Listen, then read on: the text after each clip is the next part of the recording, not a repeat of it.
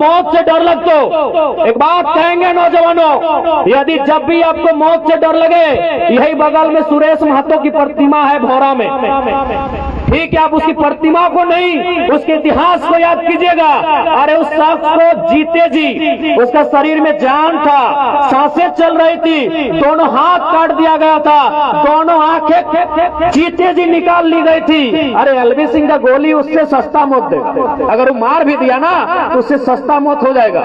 इसलिए जब मौत से मत डरिए, लेकिन हाँ इतना याद रखिएगा, आप मरेंगे नहीं केवल, आप मरेंगे नहीं केवल, ये जमीन हमारा है। हम एलवी सिंह का जमीन में कब्जा नहीं किए हैं, एलवी सिंह का बाबूजी का जमीन में कब्जा नहीं किए हैं, ये जमीन हमारा है भैया। मौत भी हमारा होगा, नरसंहार भी हमारा होगा, कत्ल भी हमारा होगा। देखिए पुलिस तमाशा देखेगी, भले आ जाए हैं, ये पुलिस प्रशासन का हिम्मत नहीं है। अरे पुलिस प्रशासन तो गोली मारी है, यहाँ के जो जिला के एसपी एसएसपी है उनका हिम्मत नहीं एलवी सिंह के खिलाफ जाने का, नहीं है उनमें हिम्मत। आप एक बात बताइए, आप कैसे बचेंगे इनसे? हम एलवी सिंह को नहीं जानते हैं, हम जानना भी नहीं चाहते, नाम सुने हैं कि उससे लोग बहुत डरते हैं। हमने पता लगाया तो यह भी पता चला कि एसपी डीसी भी उनके मामले में टांग नहीं अड़ाते हैं। बताइए कौन आपकी मदद करेगा? आप राज्यपाल को चिट्ठी लिखे हैं, हम देखते हैं राज्यपाल आपकी क्या मदद करते हैं। भले भारत देश को आप लोकतांत्रिक देश कहिए, भारत एक लोकतांत्रिक देश गांवों में है। अब एक किन गांवों में है? जहां जंगल है, जहां पहाड़ है। अगर आप कोलियरी की बात करेंगे तो भारत देश में लोकतंत्र नहीं है। हो सके बहुत सारे बुद्धिजीवी लोग हैं, पत्रकारिता से जुड़े लोग हैं, मेरी बात को सुन रहे हैं, हो सके असहमत भी हो सकते हैं, लेकिन मैं अपने अंदर की पीड़ा को कह रहा हूं। अगर आप कोलियरी में रहते हैं, किसी माइंस के एरिया में रहते हैं, वहां लोकतंत्र नहीं है, वहां बाहुबली चलता है, एलवी सिंह उसका उदाहरण है। वहां कोई लोकतंत्र नहीं है, कोयला के खदानों में कोई लोकतंत्र नहीं है।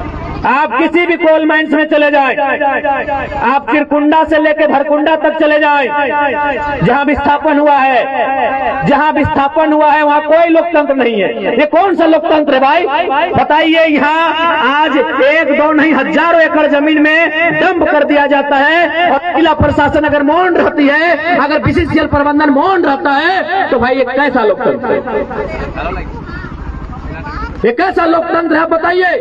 इसलिए देखिए नौजवान साहब, आज एक बात तो के साफ सुथरा कह दो और साफ साफ कहबो, झारखंड के तकदीर में लड़ना हो, झारखंड के तकदीर में मरना हो, अब तोरा डिसाइड करना हो कि तोरा चुनना क्यों। और एक बात याद रखिएगा, जो लड़ते हुए, जो अपने अधिकार के लिए लड़ते हैं, वो कभी नहीं मरते हैं। सीओ नहीं को, अरे सीओ अगला नाम की है, अगला तो पैसा गिनने में फुर्सत है कि अगला के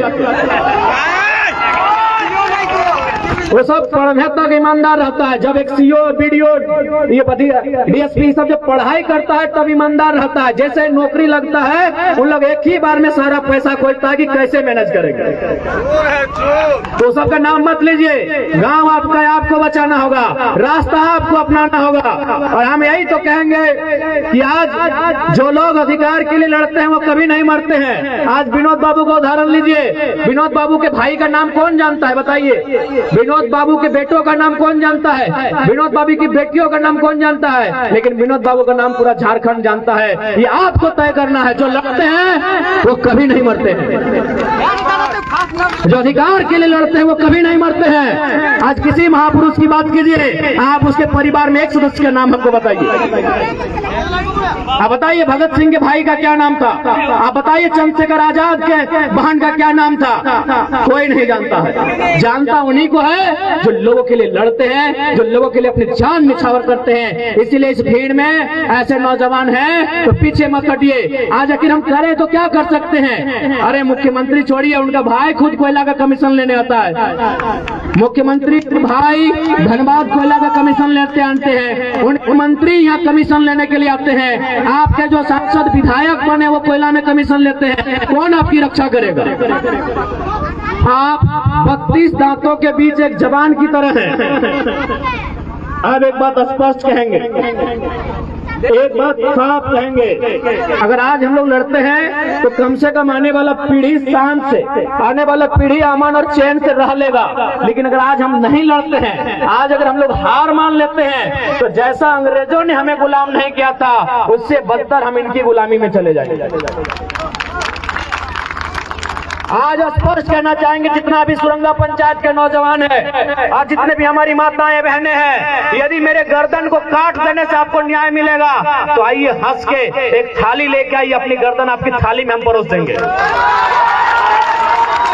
यदि सुरंगा पंचायत को न्याय हमारी गर्दन से मिलेगा तो हम आइए, आप थाली लेकर मेरी गर्दन को हंस के ले लीजिए। लेकिन 32,000 गांव है, 32,000 राक्षस है, 32,000 समस्याएं हैं, 32,000 टाइगर जयराम महतो की जरूरत है।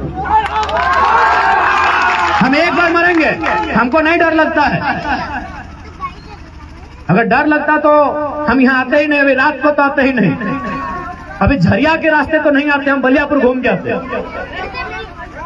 लेकिन सवाल, हम एक ही बार आपके लिए मर सकते हैं, ले लीजिए। अगर सुरंगा वाले लेना चाहते हैं तो हम सुरंगा वालों को अपनी गर्दन भेंट कर देंगे। हम निरसा गए तो हमने वहां भी एक ही लाइन कहा कि मेरी गर्दन भी अगर आपको भेंट चाहिए हम दे देंगे, लेकिन एक ही जगह देंगे, या तो सुरंगा में देंगे, या तो भोली में देंगे, या तो भौरा में देंगे, या तो जहाजटाण में देंगे, या तो सिंदरी FCI में देंगे, या तो पंचायत डैम के विस्थापितों के लिए देंगे, या तो मारचंड डैम के विस्थापितों के लिए देंगे। हम एक जगह अपनी जान दे सकते हैं। क्या मेरे एक जान से समस्या का समाधान है? क्या एक टाइगर जयराम महतो समस्या का समाधान है? नहीं है। इसलिए आज आपसे यही कहेंगे और इतना कहेंगे कि जो भी फिलहाल जो ये एरिया जिसका है, यहाँ का ठेकेदार जो आप LB सिंह कह रहे हैं, आप इस भीड़ में से एक बात कहेंगे कि आप अपने घर की दीवारों पर उनका नाम लिख के रखिएगा।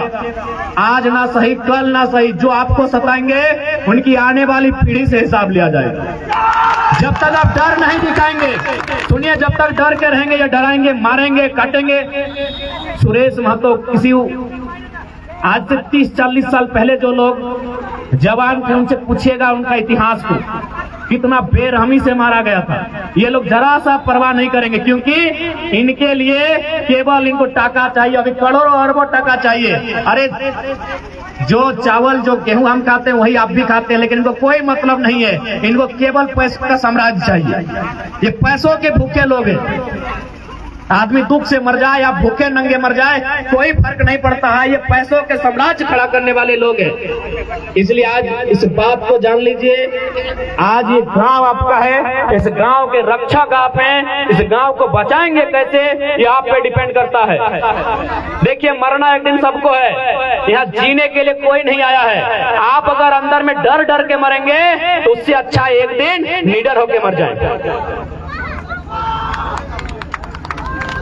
100 दिन डर डर के जीने से अच्छा एक दिन लड़ते हुए मर जाइए। मौत एक दिन सबको आएगी। आप भगत सिंह को मानते हैं, आप चंद्रशेखर आजाद को पूछते हैं, आप बिरसा भगवान निर्मलदा को पूछते हैं, क्यों? उन्होंने जान दिया। अगर उन्होंने जान दिया था तो क्यों दिया था? किसी ने भारत की मुक्ति के लिए, किसी ने झारखंड की मुक्ति के लिए। तो आप सामने आइए, इनका मुकाबला कीजिए आपकी आने वाली पीढ़ी की मुक्ति के लिए। आज अगर आप इनके सामना नहीं करेंगे, आज अगर आप इनका मुकाबला नहीं कर रहे हैं, आज ये आपकी मिट्टी लूट रहे हैं, कल आपकी बहू बेटी लूट लेंगे, क्या करेंगे? कब तक समझौता करेंगे? कब तक इनके पास सत्ता है, इनके पास शासन है? सुनने में आया ये देश के मंत्री देश के मंत्री राजनाथ के रिश्तेदार लगते हैं। आप कहां तक जाइएगा इनके सामने? सुनने में आया ये मंत्री के रिश्तेदार, अभी केंद्रीय मंत्री, रक्षा मंत्री के रिश्तेदार हैं भाई। इनको तो लाइसेंस मिला है अन्याय करने का। अब मंत्री के रिश्तेदार है तो गिनेंगे हमको और आपको, ये गिनेंगे डीसी के कानून को, ये गिनेंगे एसपी के सुरक्षा सिस्टम को, ये मानेंगे BCCL के टर्म एंड कंडीशन को। इनका संबंध सुने रक्षा मंत्री से, तो आज लोकतंत्र के चौथे स्तंभ के माध्यम से हम देश तक के संदेश देंगे कि भाई, और मंत्री जी को ही संदेश देंगे कि आप देश के मंत्री हैं, ये LB सिंह के रिश्तेदार हैं।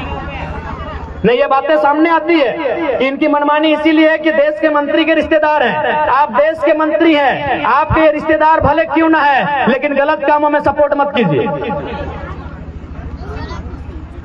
इसलिए आज स्पष्ट कहना चाहेंगे, हम यह भाषण देने के मूड में बिल्कुल नहीं है। हमारा अंदर बिल्कुल अंदर से बहुत दुखी है, बहुत पीड़ा में है कि ये इतना मनमानी कैसे, ये गांव हमारा, ये खेत हमारा, ये खलिहान हमारा, इतना मनमानी कैसे कि जबरदस्ती कोई हमारी जमीन में वो भी डंप करे, ये कैसे इतनी मनमानी। आज आपको हिम्मत धरना होगा, आज आपको अन्याय के खिलाफ लड़ना होगा। आज अगर आप नहीं लड़ पाते हैं तो आपकी आने वाली पीढ़ी नहीं लड़ पाएगी। इसलिए एक बात स्पष्ट जानिए, यहाँ वही जीता है जो निडर होकर बहादुरों की तरह सामना करता है। अरे ऐसे हमारे गांव उजड़ जाएंगे, ऐसे हमारे खेत उजड़ जाएंगे तो उस जिंदगी का क्या मतलब है। आप धनबाद का रेलवे स्टेशन चले जाइए, हाँ बहुत सारे लोग मिलेंगे, उनको गुलगुलिया कहा जाता है। हालांकि हमें दुख है, जो उनकी स्थिति है उससे हमें दुख है, लेकिन क्या जो गुलगुलिया जिनको हम कहते हैं, जो आज एक तिरपाल में पूरा परिवार सोता है, एक मामूली तिरपाल में, जिनको ना नीचे जमीन है ना ऊपर आसमान है, खुले आसमान में कहीं रेलवे की जमीन में रहते हैं, क्या उनका घर नहीं था, क्या उनका परिवार नहीं था, क्या उनका जमीन जायदाद नहीं था। लेकिन इसी तरह कभी न कभी किसी कालखंड में ऐसे कानून आए होंगे, ऐसे दबंग लोग आए होंगे, उनके घर से बाहर किए होंगे। अभी आपको डिसाइड करना है कि जिंदगी कैसी हो। जो आज धनबाद के रेलवे स्टेशन में जीवन यापन करते हैं उनकी जैसी हो, या जो आपकी जिंदगी जो खेत खलिहानों में रहती है ऐसी हो, ये आपको डिपेंड करना है। देखिए एक बात स्पष्ट कहेंगे, डर हर किसी को लगता है, लेकिन आप कभी उनको डराते नहीं है। आप हमेशा खुद को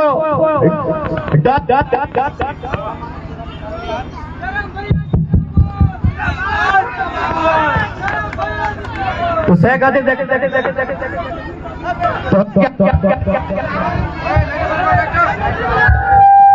हेलो